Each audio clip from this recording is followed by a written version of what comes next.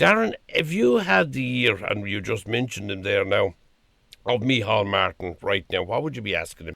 Um, I'd be asking him to put more emphasis on marketing the Irish language, like there's a very little marketing. Like I've been involved in some way with the Irish language since 2004, and there's been very, like, apart from Shock and the Gaeilge, and there's been a couple of campaigns over the years, like Brendan, or what's his name, Bernard Dunn's Broad Club, and you had that comedian from Cork, the American fella, he had this thing on RTE.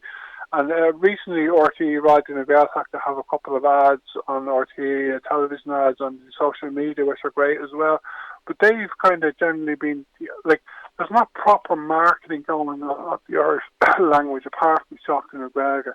And one thing which is great in this sense, we're speaking about the review of the Digital Languages Act, in the short period ahead of us, a year or two, 20% of public companies, state companies, advertising budgets will have to be spent in Irish.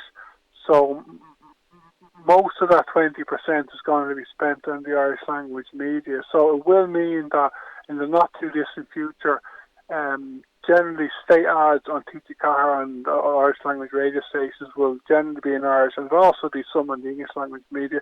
But that is fantastic. But along with that, I'd love to see marketing campaigns. I don't want billions to be spent or hundreds of millions every year, but if they could spend a couple of million spread out throughout the year, specifically on television and social media ads, marketing the Irish language to the public, using the most 21st century modern marketing techniques.